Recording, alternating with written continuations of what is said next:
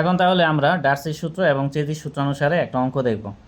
এখানে বলছে 250 মিটার লম্বা এবং 200 মিলিমিটার ব্যাসের পাইপ দিয়ে 2.5 মিটার পার সেকেন্ড বেগে পানি প্রবাহিত হচ্ছে।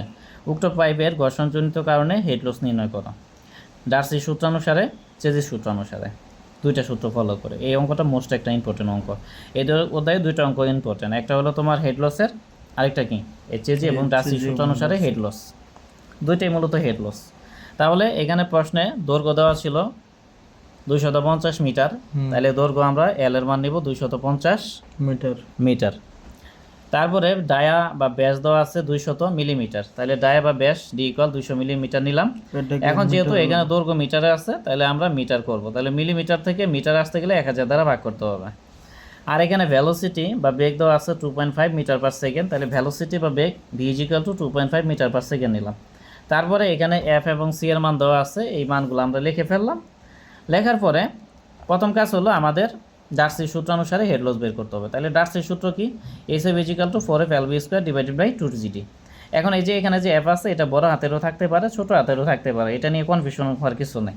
মানে পরীক্ষায় বড় হাতের এফ এর মানও 0.05 থাকতে পারে, ছোট হাতের এফ এর মানও থাকতে পারে। যদি ছোট হাতে থাকে তাহলে ছোট হাতের অ্যাপ দিবা, আর যদি এখানে বড় হাতের অ্যাপ মান দেওয়া থাকে তাহলে বড় হাতের অ্যাপ নিবা। বাট এটা নিয়ে কনফিউশন কিছু নেই, আশা করি বুঝাইতে পারছি। এরপরে এখানে যে মানগুলো আছে, ঠিক আছে, মানগুলো এখান থেকে দেখে বসাই দিবা। বসাই দিলে হিসাব করলে 7.96 মিটার হবে।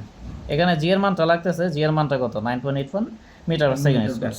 এরপরে চেজির সূত্র, চেজির সূত্র অনুসারে আমরা জানি B is equal to C B root M I. এখন দেখো এখানে এম এর মান কি আমাদের জানা আছে? নাই। তাহলে এম এর সূত্র হলো d/4।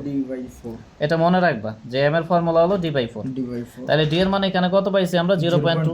তাহলে এম এর মান এখানে ডি এর মান 0.2 নিব আর 4 নিব, হিসাব করলে কি 0.05। আর আই ইজ ইকুয়াল টু সূত্র হলো এস এফ বাই এল। তাহলে এস এফ এর মান আমরা বের করব হেড লস, আর এল এর মান কত? এল এর মান হলো 250, এই জন্য এল এর মান 250 নিলাম। নেওয়ার পরে এখানে বি এর মান 2.5 দিলাম, সি এর মান 55 প্রশ্নে দেওয়া ছিল, রুট ওভার নিলাম এম এর মান 0.05, আর আই এর মান হলো এস এফ বাই 250। এখন এটা হিসাব করার শর্টকাট টেকনিক হলো, আমাদের টার্গেট এস এফ এর মান বের করবো, এই জন্য রুটকে ভ্যানিশ করতে হবে, এই জন্য দুই দিকে বর্গ করব। তাহলে এইদিকে যদি বর্গ করি তাহলে 2.5 এর সাথে স্কোয়ার হবে, এখানে 55 সাথে স্কোয়ার হবে, আর এইটার সাথে যদি বর্গ করো রুট আর বর্গ কাটা যাবে, তার মানে এই যে ভিতরে যা থাকবে এটাই থাকবে। এখন শর্টকাটে যদি এস এফ এর মান বাইর করো তাহলে যা নিচে আছে তা উপরে চলে যাবে, যা উপরে আছে তা কি নিচে চলে যাবে। নিচে আছে কি 250, এটা এদিকে চলে গিয়ে এটার সাথে গুণ হয়ে যাবে, এই জন্য গুণ করছি। আর এই দুইটা কি উপরে আছে, এটা নিচে চলে যাবে। শর্টকাট চিন্তা, এবার শর্টকাটই করতে হবে, কারণ পরীক্ষায় এত সময় পাবো না। তাহলে এইটা ক্যালকুলেশন করতে হবে, করে কত আসবে? 10.33 মিটার।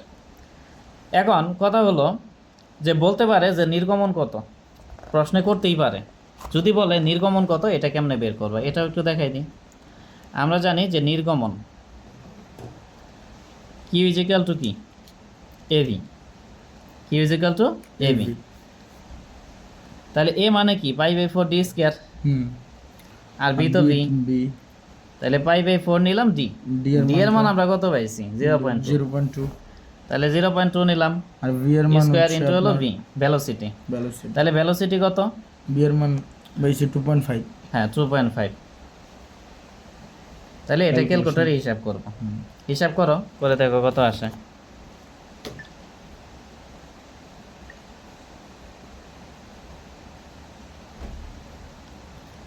তাহলে π/4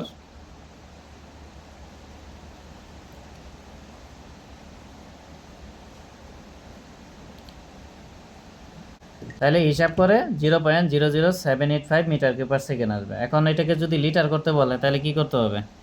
1000 দ্বারা গুণ করতে হবে, তাহলে হবে 78.54 লিটার পার সেকেন্ড। কি বুঝতে পারছো? আবার প্রশ্ন আরও পেঁচায় দিতে পারে, পেঁচিয়ে দিয়ে বলতে পারে যে এম এর মান বের করো বা হাইড্রোলিক ঢাল বের করো, হাইড্রোলিক ঢাল বের করো। তো যদি নির্গমন দেওয়া থাকে, তো নির্গমন লিটারে দেওয়া থাকলো, তাহলে লিটার থেকে মিটার কিউবে করার জন্য কি 1000 দ্বারা ভাগ করতে হবে, ভাগ করবা। করার পরে এই সূত্র অ্যাপ্লাই করে তোমরা কি করবা? এখানে ভেলোসিটি বা ভি এর মানটা বের করবা। কি বুঝতে পারছো? তো ভেলোসিটি বের করতে পারলেই তো যে সূত্র অ্যাপ্লাই করা যাবে। তো ভেলোসিটি ভি এর মান বের করবা নির্গমন থেকে, করার পরে সি এর মান দেওয়া থাকবে, আর যদি এম এর মান দেওয়া থাকে বের করতে বলে তাহলে আই এর মান দেওয়া থাকবে।